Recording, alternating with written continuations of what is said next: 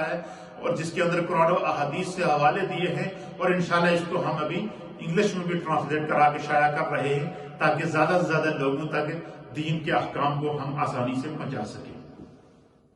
آپ فرماتے ہیں کہ رخصت پر مبنی یہ احکام اسلام کے دین فطرت ہونے کی دلیل ہے،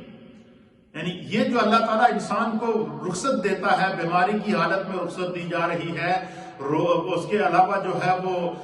سفر کی حالت میں رخصت دی جا رہی ہے، پانی نہ ملنے کی حالت میں تیمم کی صورت میں رخصت دی جا رہی ہے، اسی طریقے سے مختلف جو احکام ہیں کہ نماز کھڑا ہو کے نہیں پڑھ سکتا تو بیٹھ کر پڑھ لے، بیٹھ کے نہیں پڑھ سکتا تو لیٹ کر پڑھے، حتیٰ کہ یہاں تک ہے کہ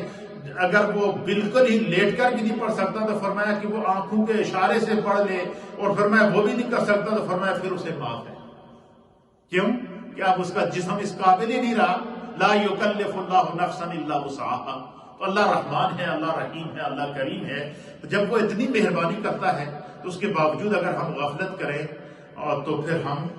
جو ہے وہ یہ کتنا بڑا جو ہے ظلم کر رہے ہیں اپنے آپ کے ساتھ۔ پھر دوسرے مقام پر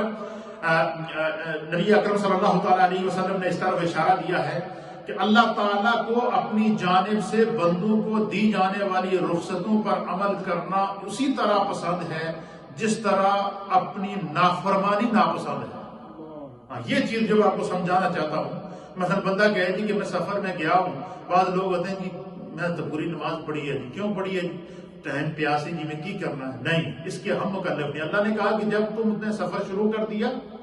اور سفر کی حدود کو تم نے کراس کر لیا، اب اگر آپ پوری نماز پڑھیں گے تو آپ گنہگار ہوں گے، اور کیسے گنہگار ہوں گے اس کے اوپر میں آپ کے سامنے حدیثیں پیش کروں گا۔ ہم سوچنے پر مجبور ہوں گے کہ ہم چھوٹے چھوٹے احکام ہیں جن کا سیکھنا ضروری اور لازمی ہے۔ تو فرمایا کہ جس طرح اللہ تعالیٰ اپنی دی جانے والی اللہ تعالیٰ نے جو رخصتیں دی ہیں نا، مثلا کہ سفر میں قصر پڑھنا، یہ جب پڑھے گا تو اللہ تعالیٰ یہ نہیں کہ قصر کا اللہ تعالیٰ پوری 4 رکعت کا ثواب عطا فرمائے گا، اور فرمایا کہ جو بندہ اس کی دی رخصت پر عمل نہ کرے تو اس کو گناہ ہوگا، اس کو ثواب نہیں ہوگا۔ بندہ کہے میں 4 رکعت پڑھ لوں تو مجھے بہت بڑا ثواب ہوگا، اس نے اللہ کے احکام کی خلاف ورزی کی، اس کے آگے جو ہے وہ اب حدیث پیش کروں گا۔ پھر جو ہے اب سنیے حدیث سنیے، اس حدیث کو مسند امام احمد کے اندر امام احمد بن حنبل رحمۃ اللہ تعالی علیہ نے 17,450 نمبر کے اوپر نقل فرمایا۔ کیا فرماتے ہیں؟ حضرت عقبہ بن عامر رضی اللہ تعالیٰ عنہ اس حدیث کے راوی ہیں۔ آپ بیان فرماتے ہیں کہ نبی اکرم نور مجسم جناب سید العالمین محمد الرسول اللہ صلی اللہ تعالیٰ علیہ وآلہ وسلم نے فرمایا کہ جس شخص نے اللہ کی دی ہوئی رخصت کو قبول نہ کیا، فرمایا کہ اس نے عرفات کے میدان میں جو پہاڑ ہیں ان پہاڑوں کے برابر گناہ کیا۔ استغفر اللہ ربی من کل ذنب واتوب الیہ۔ اب آپ اندازہ لگائیں ناظرین سامعین کہ حضور نے فرمایا کہ جس شخص کو اللہ نے جس کام میں رخصت دی ہے، مثلا اللہ نے کہا کہ 4 رکعت والی نماز سفر میں 2 رکعت پڑھو، تو بندہ اگر کہے میں 4 رکعت پڑھوں گا تو حضور نے فرمایا جتنے عرفات کے میدان میں پہاڑ ہیں ان پہاڑوں کے برابر اللہ اس کو گناہ عطا فرمائے۔ اور پھر فرمایا کہ جس دوسری حدیث کے اندر حضور اللہ نبی علیہ الصلوۃ والسلام نے فرمایا کہ جس شخص نے اللہ کی دی ہوئی رخصت پر عمل کیا، یعنی سفر میں قصر کو قصر سے پڑھا، اسی طریقے سے پانی نہ ملا تو اس نے تیمم کر لیا،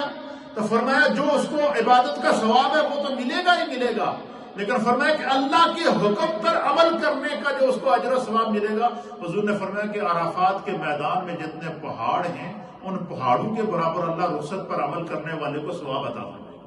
گا۔ اب مجھے بتائیں کہ اگر بندہ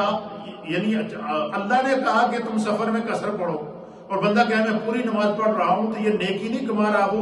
وہ عرفات کے میدان کے پہاڑوں کے برابر گناہ اپنے سر پر اپنے اس کا بوجھ اٹھا رہا ہے۔ اور فرمایا اللہ کی طرف سے دی گئی رخصت پر جو بندہ عمل کرتا ہے تو اللہ کے حبیب والا نبی علیہ الصلوۃ والسلام نے فرمایا کہ وہ عرفات کے میدان کے اندر موجود جو پہاڑ ہیں اس کے مطابق اللہ اس کو نیکیاں بھی عطا فرماتا ہے۔ پھر نبی اکرم صلی اللہ تعالیٰ علیہ وآلہ وسلم نے دوسرے مقام پر ارشاد فرمایا، بخاری شریف کی حدیث ہے، فرمایا جو شخص بھی دین پر غلبہ حاصل کرنے کی کوشش کرے گا دین اس پر غالب آ جائے گا۔ کیا مطلب کہ بندہ یہ کہے کہ بھائی میں نے تو بڑی طاقت ہے، بڑی وہ ہے، میں جناب 2 رکعت نہیں میں 4 رکعت پڑھوں گا، یا پھر جو ہے وہ ضرورت سے زیادہ جو ہے وہ اپنے آپ کو مکلف کر دے، تو جس کا اللہ نے اس کو مکلف، اس کا آسان سمجھے کہ جس چیز دی اللہ تعالیٰ نے اللہ تعالیٰ اس سے نہیں چاہتا اور بندہ وہ کر گزرے، اپنے آپ پر جو بوجھ ڈالتا رہے، تو فرمایا کہ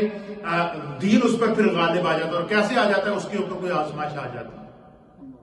ایسی آزمائش آ جاتی ہے کہ اس کی آگے چند مثالیں میں آپ کے سامنے پیش کروں گا